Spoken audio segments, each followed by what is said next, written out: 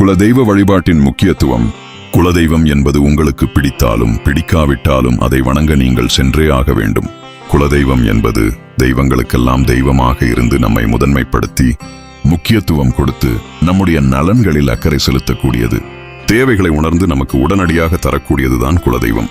அதனால் குலதெய்வ வழிபாடு என்பது முக்கியம். குலதெய்வ வழிபாட்டால் குழந்தை பாக்கியம் உட்பட எல்லாம் நமக்கு கிடைக்கும்.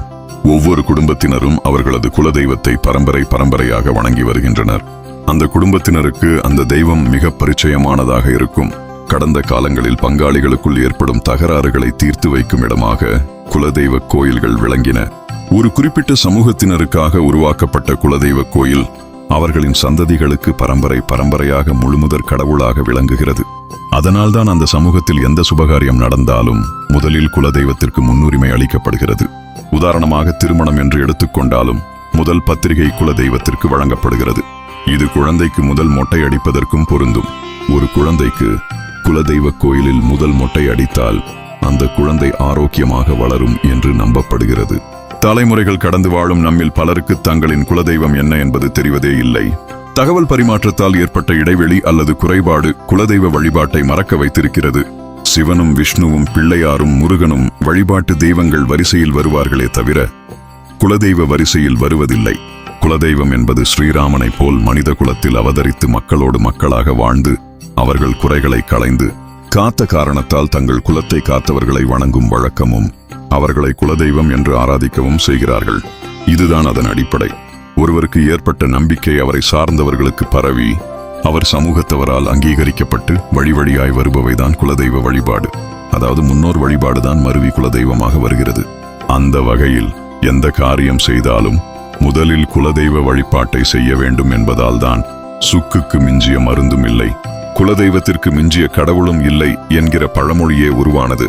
இந்த குலதெய்வ வழிபாட்டில் குறைபாடுகள் ஏற்படும் போது எண்ணிய காரியங்கள் ஈடேறுவதில் சிக்கல், பொருளாதார நிலையில் மந்தமான போக்கு, செய்தொழில் முடக்கம், சேர்ந்தவரால் விரயம், பிள்ளைகள் வழியில் தொல்லை என்று பல்வேறு இடர்பாடுகள் தோன்றும்.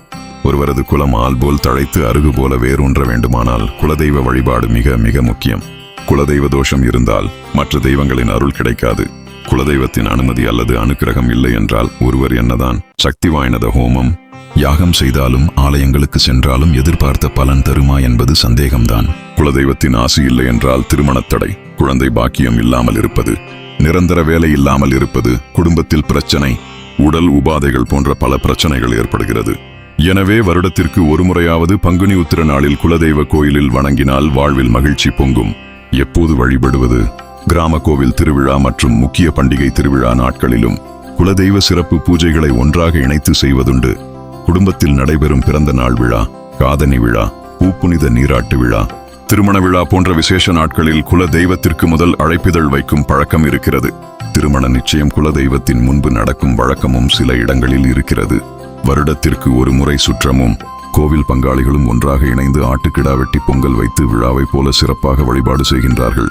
வழிபாடு பலன்கள். குலதெய்வம் வழிபாட்டின் மூலம் மணமாகாதவர்களுக்கு திருமணம் நடைபெறும், குழந்தை வரம் பெறுவது, தீராத நோய்களுக்கு பரிகாரம் பெறுவது, கல்வி தொழில் விருத்தி கிடைப்பது, வழக்குகளில் நீதி கிடைப்பது முதலிய பயன்கள் பெறப்படுகிறது. அடிப்படையில் இந்து மதம் பற்றற்ற தன்மையை போதிக்கிறது. அதாவது அனைத்தையும் துறந்து தியானம் தவம் மூலம் இறைநிலையை அடைவது. ஆனால் இந்த குலதெய்வம் மனிதன் லௌகீக வாழ்க்கைக்கு தேவையான பலன்களையே அளிக்கிறது.